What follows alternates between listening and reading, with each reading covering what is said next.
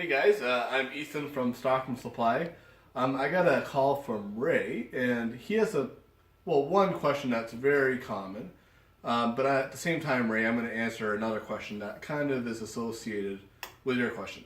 Ray wants to know, can you put more than one grit on the Flatmaster?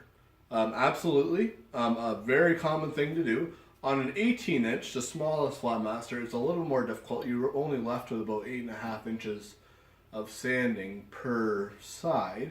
Can be done. The 24, very popular, run 2 grits. On the 30 inch, a lot of guys even run 3 grits, especially for edge sanding. Now I'm going to show you how to put 2 different grits on there.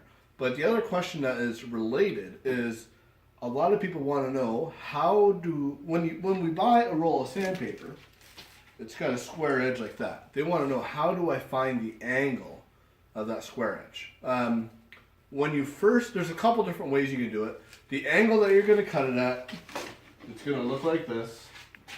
And on the 24 inch and the 30 inch, that angle is 15 degrees. On the 18 inch, that angle is 30 degrees due to it being a smaller diameter drum. Now, how do I find that angle? When you buy a Flatmaster, it's always going to come with a 220 grit piece of sandpaper on the drum. You can copy that angle and use it as a template. Let's say you don't have a protractor and you do not have the original piece of sandpaper. Here's a little trick that I use most common.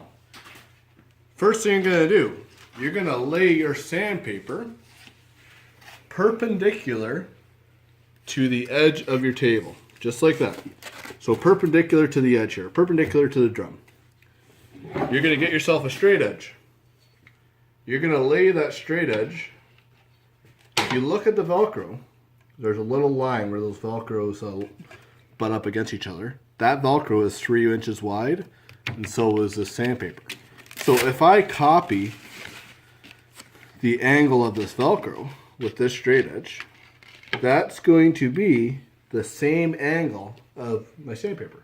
So then once I got that lined up here, and again, it doesn't really have to be totally perfect. You're going to mark that.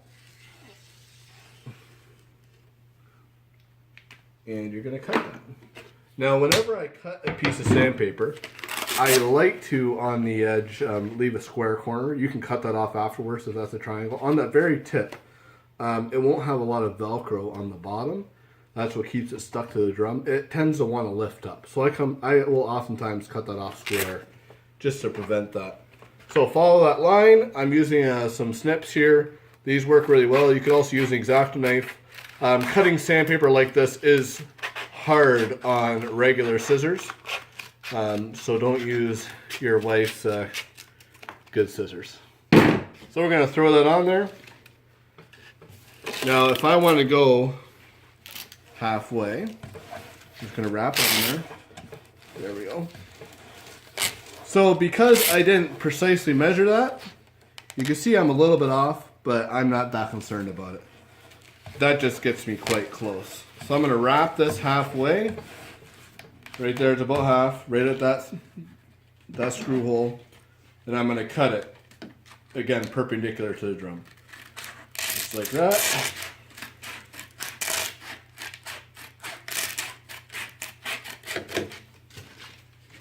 Cut this edge off square.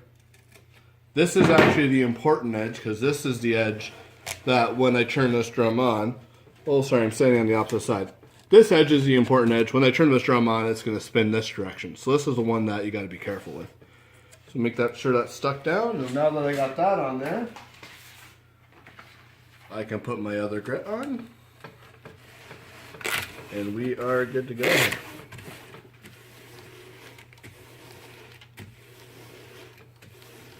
There you have it. So now I got 2 different grits of sandpaper on there. Even though I'm using different grits, you are never going to adjust the height. The height is always going to stay the same on the Flatmaster. You adjust it once, and you adjust it with the 220 grit just below the table. Just something to remember. So yeah, Ray, that just shows you you can put 2 different grits on there very easy. And that kind of helps you to decide what angle to cut it on there too. If anybody else has any other questions, let me know. I would love to answer them. send me an email at info@stockroomsupply.com or comment on this video. Thank you.